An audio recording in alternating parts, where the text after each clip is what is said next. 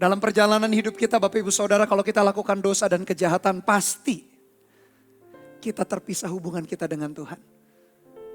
Kitab firman Tuhan juga dalam Yesaya berkata, yang merupakan pemisah antara aku dengan kamu, kata Tuhan, adalah dosa dan kejahatanmu. Sebetulnya telinga Tuhan tak kurang tajam untuk mendengar doa permohonan kita.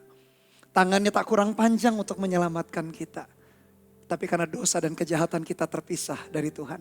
Kalau kita sengaja berbuat dosa, kalau kita sengaja melakukan hal-hal yang salah, pastilah kita terpisah dari Tuhan. Tapi bukankah seringkali Bapak Ibu Saudara, kalau kita berbuat dosa, gak ada cara lain bertobat, tinggalkan dosa, berjalan dalam kebenaran anugerah Tuhan. Tapi seringkali dalam hidup kita, kita sudah benar. Kita sudah melakukan hal yang tepat. Kita sungguh-sungguh ikut Tuhan, kita takut akan Dia. Kita renungkan firman, kita juga lakukan firman. Kita ajari firman, kita mengerjakan juga apa yang kita ajarkan. Kita melayani, kita memberi. Lakukan rutinitas kita harian, takut akan Tuhan.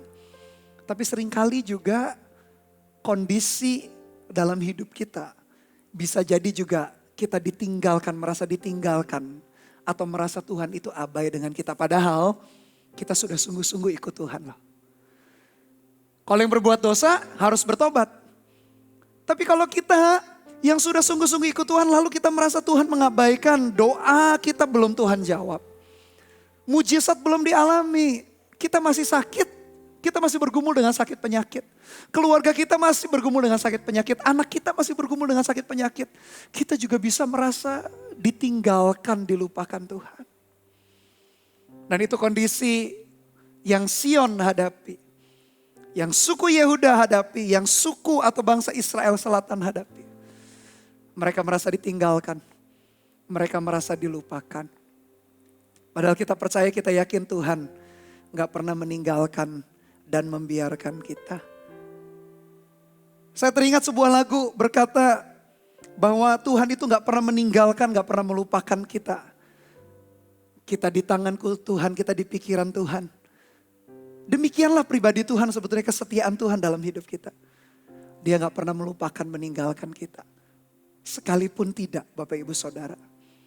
Hanya kita saja yang kadangkala menjauhi Dia.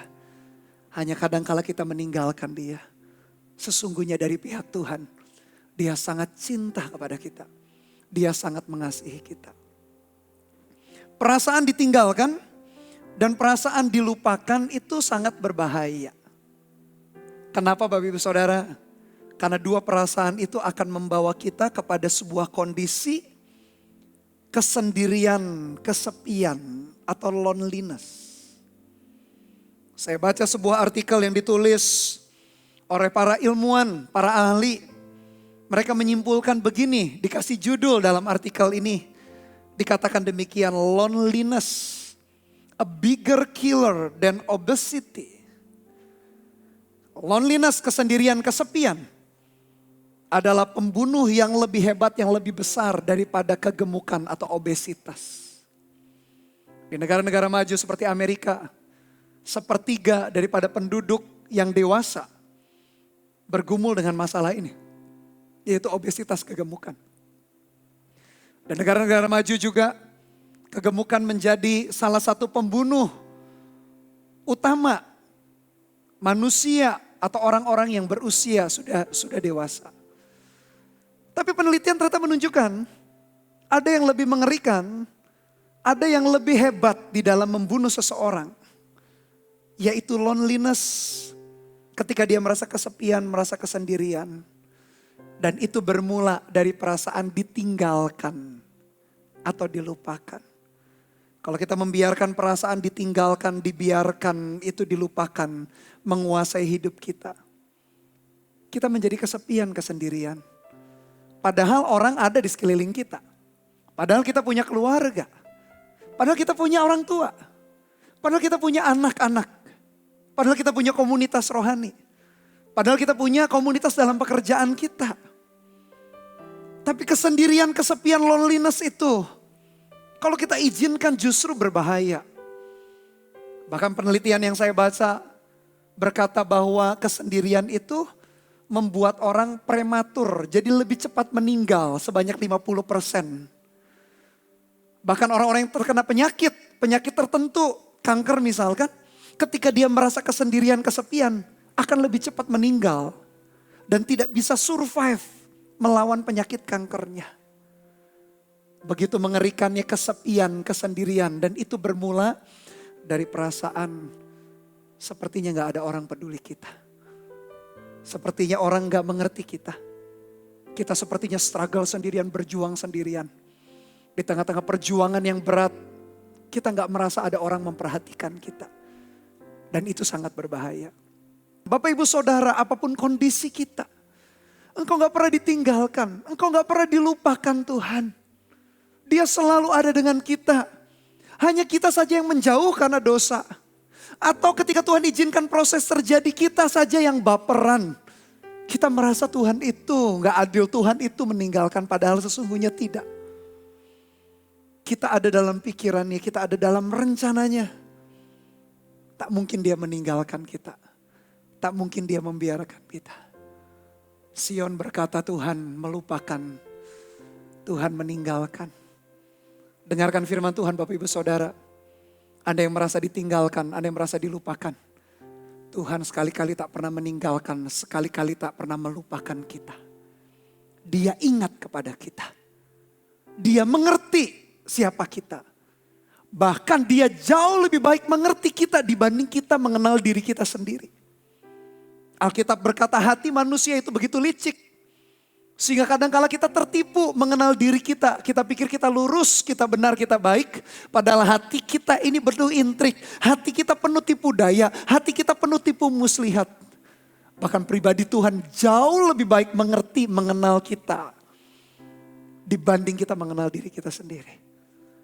Jangan cepat-cepat ambil kesimpulan bahwa Tuhan meninggalkan, melupakan kita. Tidak. Dia selalu mengingat kita, dia selalu ada dengan kita. Dikatakan Yesus kita bahkan lahir di atas muka bumi. Dia disebutkan Immanuel, Allah beserta dengan kita. Bahkan ketika dia terangkat ke sorga, dia berpesan kepada murid-murid Matius 28. Dia berkata hal yang sama, dengar dan lihatlah. Ketahuilah aku menyertai kamu sampai akhir zaman. Kelahiran diawali dikatakan dia Immanuel, Allah beserta. Di akhir hidupnya dia terangkat ke sorga, dia tetap berkata, aku itu Immanuel, Allah yang menyertai. Bisa gak seorang ibu itu melupakan dengan yang tadi saya ceritakan. Proses mengandung, proses melahirkan, proses membesarkan. Ikatan batin yang luar biasa anak dengan ibu, dengan mama itu begitu intim, begitu dekat, begitu akrab. Bisa gak Tuhan berkata seorang ibu itu mengabaikan hubungan itu, merusak hubungan itu? Jawabannya bisa gak Bapak Ibu Saudara? Bisa. Namanya manusia. Entah ibunya atau mamanya berubah pikiran membuang anaknya, bisa jadi. Entah anaknya yang kebalikannya, membuang orang tuanya. Ketika dipikir orang tuanya gak bisa berbuat apa-apa, sudah tua, anak itu merusak hubungan dengan orang tua, bisa saja. Tapi secara natural, secara alami, ikatan yang dekat itu sebetulnya sangat susah untuk diputus. Sangat susah untuk dipatahkan. Saya ingat berulang kali ketika mama kandung saya belum meninggal dunia. 3 tahun yang lalu almarhum meninggal, mama saya meninggal dunia karena sakit liver. Tapi dalam perjalanan kehidupan saya ingat seorang mama. Ketika saya menghadapi masalah, menghadapi tantangan. Seperti ada ikatan batin yang bagaimana begitu mama gak tahu ceritanya. Tapi mama berdoa, mama telepon, mama tanya kabarnya di saat-saat saya menghadapi kondisi-kondisi kritis. Atau menghadapi keputusan-keputusan besar yang saya harus putuskan. Seorang ibu begitu peka, begitu dekat. Betapa kita harus menghargai istri. Betapa kita harus menghargai ibu kita kalau kita masih punya orang tua. Ikatan yang tak mudah diputuskan. Tuhan berkata kepada Sion, kamu berkata meninggalkan, melupakan. Aku ini seperti seorang ibu, kata Tuhan. Memang benar, namanya manusia bisa melupakan. Namanya manusia bisa membiarkan. Namanya manusia bisa mengabaikan benar karena manusia bisa berubah. Karena benar manusia tidak konsisten. Karena manusia terkena kondisi tertentu akhirnya retaklah hubungan yang erat itu. Memang benar. Tapi secara natural, secara alami, bahkan sebagian besar hubungan itu tetap terawat sampai satu saja. Maut yang memisahkan antara ibu dengan anak. Meskipun juga banyak kejadian lain karena warisan lah, karena salah paham lah, karena bertengkar soal-soal yang remeh-temeh, yang sepele. Memang ada juga. Tapi pada dasarnya hubungan itu begitu kuat.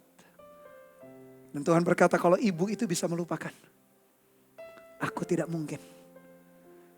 Kasih Tuhan jauh lebih baik daripada kasih seorang ibu. Kasih Tuhan jauh lebih besar daripada kasih seorang mama kepada anaknya. Kasih seorang ibu saja sudah begitu besar. Sehingga ada lagunya kan, kasih ibu kepada beta tak terkira sepanjang masa. Hanya memberi, tak harap kembali, bagai sang surya menyinari dunia. Sampai dilakukan loh Bapak Ibu Saudara. Kenapa? Karena memang begitu luar biasa. Kasih seorang ibu, seorang wanita. Tapi Tuhan berkata, kasihku jauh lebih baik daripada itu. Dari mana naluri seorang ibu mempertahankan atau berjuang buat anaknya? Nalurinya bukankah dari Tuhan sendiri? Bukankah seorang wanita, pria juga diciptakan segambar dan serupa dengan Tuhan? Bahkan saya juga pernah dengar cerita bagaimana seorang ibu ketika lengah, bayinya atau anak kecilnya terancam bahaya, ada seekor beruang besar. Udah siap untuk melakukan hal yang buruk kepada anaknya. Si ibu itu entah dapat kekuatan dari mana. Dia jauh lebih perkasa daripada beruang yang berdiri itu. Direbutnya anaknya, dipukulnya beruang, kemudian lari secepat kilat. Entah dapat dari mana kecepatan lari, entah dapat dari mana ilmu bela diri yang luar biasa. Bukankah itu bercerita naluri seorang ibu? Dan naluri itu berasal dari Tuhan sendiri, diberikannya kepada manusia. Memang manusia dalam dosa, tak sempurna. Sehingga kadang-kadang retaklah hubungannya. Tapi Tuhan tidak demikian dengan Tuhan. Ayat yang ke-15 dikatakan, sekalipun dia melupakannya, aku tidak akan melupakan engkau. Bahkan kalau kita lihat di dalam konteks bahasa asli, tidak akan melupakan dalam Alkitab bahasa Inggris, New King James Version dikatakan, I will not forget you. Aku tidak akan melupakanmu. Tapi kalau dilihat dari bahasa asli, suasananya, nuansanya lebih daripada tidak akan. Tetapi dia berkata begini, I am unable to forget you. Bukan I will not forget you saja, tapi I am unable. Bukan tidak hanya tidak akan, tapi aku gak bisa melupakan. Bukan hanya tidak akan, tapi gak bisa. Sudah terlanjur Tuhan mengasihi kita. Sudah terlanjur dia menyerahkan nyawanya. Bukan hanya tidak akan melupakan, tidak bisa. Tuhan gak bisa melupakan kita. Gak mungkin melupakan kita. Itu loh Bapak Ibu Saudara. Kalau kita merasa kita ditinggalkan, dilupakan, sehingga kita merasa sendirian, sehingga kita merasa lonely. Dengarkan firman ini Bapak Ibu Saudara. Kau tidak ditinggalkan, kau tidak dibiarkan. Dan manusia bisa berubah ke lain hati. Tapi Tuhan kita gak pernah berubah. Dia ukir nama kita. Dia ukir wajah kita. Di telapak tangannya. Kalau kita selalu mengambil bagian dalam perjamuan kudus secara rutin. Kita selalu ingat bahwa dia menyerahkan nyawanya. Tubuhnya terpecah, darahnya tercurah. Dan kita ingat tangannya pun berlobang paku. Ketika kita ingat tangan yang berlobang paku, kita tahu bahwa nama kita, wajah kita diukir di telapak tangannya. Ketika Tuhan bangkit dari kematian, dalam tubuh kemuliaan, seorang murid Yesus yang namanya Thomas tidak percaya. Dia berkata, sebelum aku mencucukkan jariku ke tangannya dan sebelum aku mencucukkan tanganku ke lambungnya, ke perutnya, aku tidak percaya. Tapi setelah aku mencucukkan baru aku percaya. Yesus hadir dalam tubuh kemuliaan, tangannya tanda petik dibuat sengaja cacat demikian lubang. Supaya kita ini seperti Thomas yang tak percaya itu. Kita tahu bahwa nama kita dilukis, diukir di telapak tangannya. Dia gak pernah meninggalkan, membiarkan kita. Manusia saja bisa berbuat berlebihan, mengukir nama seseorang atau wajah seseorang di tubuhnya, diraja, ditato. Tuhan ukir nama kita, menunjukkan kepada kita betapa dia memperhatikan, betapa dia peduli, betapa dia mengasihi kita. Ada 3 aplikasi yang simple, yang sederhana, yang saya berdoa Anda bisa lakukan bersama-sama. Yang pertama adalah jangan baper. Kuasai perasaan. Jangan tenggelam dalam perasaan kesendirian. Jangan berkata gak ada yang memahami, gak ada yang peduli. Lihat nih keluarga, aku yang harus mengaturnya. Keuangan aku yang harus struggle sendirian. Semua di pundakku. Jangan baper. Kalaupun memang kondisinya demikian, Tuhan melihat karena engkau mampu. Dan engkau sanggup melewati semuanya. Kuasai perasaan kita. Karena kalau kita merasa selalu ditinggalkan, diabaikan, kita bisa sendirian, merasa sendirian, dan perasaan sendirian sangat membunuh kita. Yang kedua ini yang kita lakukan, selalu ingat kebaikan Tuhan. Hitung kebaikan Tuhan. Kebaikan Tuhan tidak selalu harus diukur dari hal materi yang kita pengen, atau gadget atau barang tertentu yang mewah, enggak. Kita bisa nafas, kita bisa melihat, kita bisa ngomong, kita bisa berjalan, kita punya keluarga, kita punya anak-anak, kita punya pekerjaan, kita punya rumah, name it, sebutkan. Di situ kita bisa menghitung, mengingat-ingat kebaikan Tuhan. Daud berkata dalam kitab Mazmur 103, pujilah Tuhan, hai jiwaku, jangan lupakan segala kebaikannya. Dia disiplin jiwanya, dia disiplin dirinya untuk selalu memuji Tuhan. Dan bagaimana caranya memuji Tuhan adalah ketika kita mengingat kebaikannya. Daud berkata, pujilah Tuhan hai jiwaku dan janganlah lupakan kebaikannya. Dan yang terakhir, pegang janji Tuhan. Mungkin banyak firman dan janji yang belum digenapi dalam hidup kita. Percaya saja, gak perlu bersungut-sungut. Daud berkata, aku menyimpan janjimu Tuhan dalam hatiku, supaya aku jangan berdosa di hadapan Engkau. Percaya saja. Bahkan gak perlu diingat-ingatkan Tuhan. Dia bukan pelupa. Agenda dia tidak terlalu banyak untuk menulis janjinya atas 6 miliar sampai 7 miliar penduduk manusia. Dia gak pernah kehabisan agendanya untuk mencatat setiap janji yang diucapkan. Sekali dia berjanji, dia pasti menggenapi dan menepati.